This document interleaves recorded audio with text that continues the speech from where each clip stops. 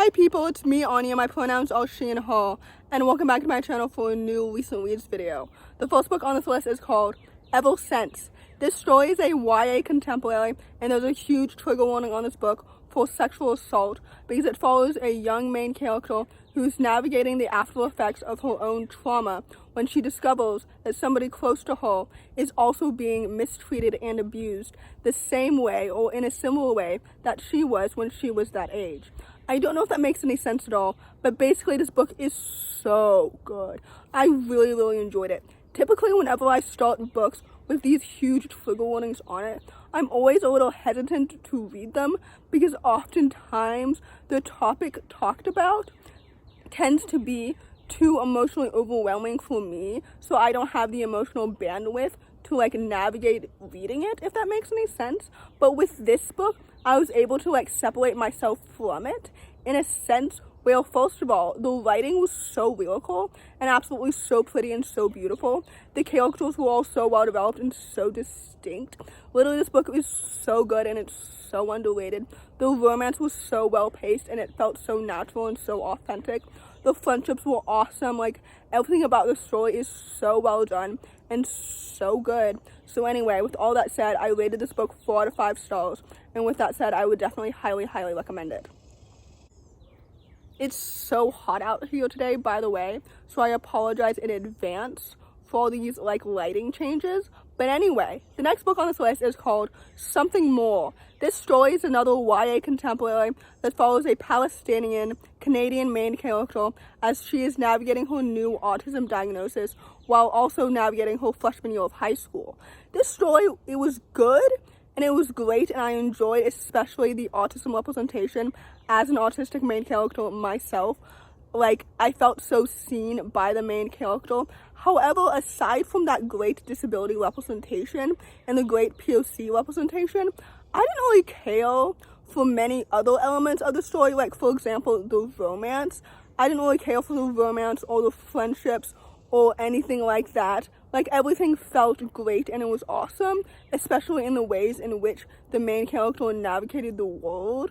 Like I said, her social interactions with her friends, her family members, her love interests felt very realistic and very authentic, since I am also autistic, like I mentioned before. But aside from that, I didn't care for the way that anything developed, if that makes any sense. So overall, I rated the story 3 stars, so take that as you will. The next book on this list is called The House That Whispers. This story is a middle grade contemporary following a young main character who is navigating his gender identity, family history, and sibling dynamics. This story is absolutely so fantastic and it's so good. First of all, Simon's gender journey felt so authentic and so well done. It just felt awesome and so good.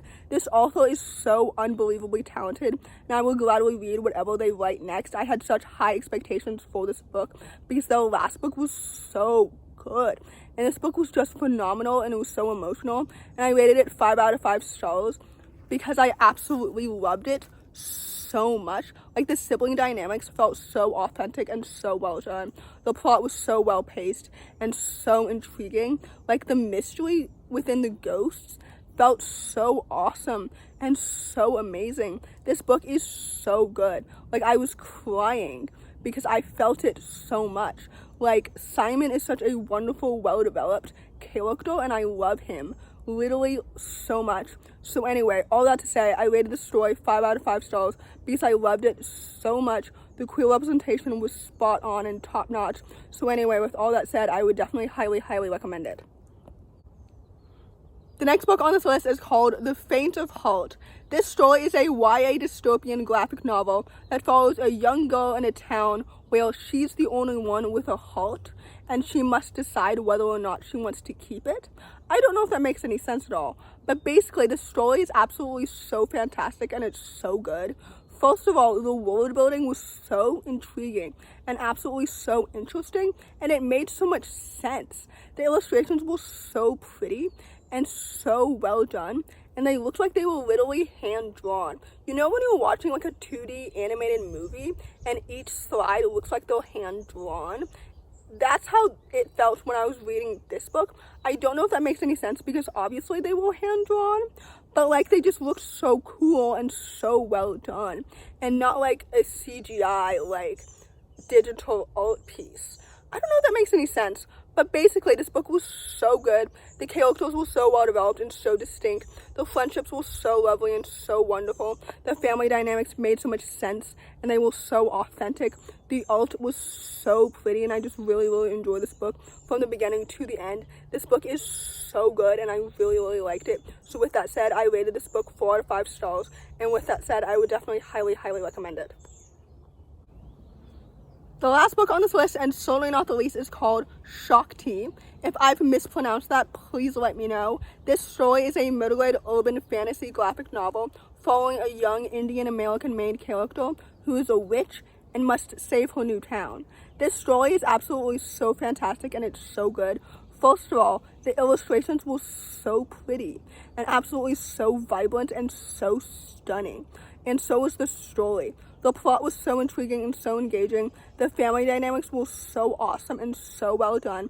I loved the main character's relationships with like her moms as well as with her friends. This story was so fantastic and so good.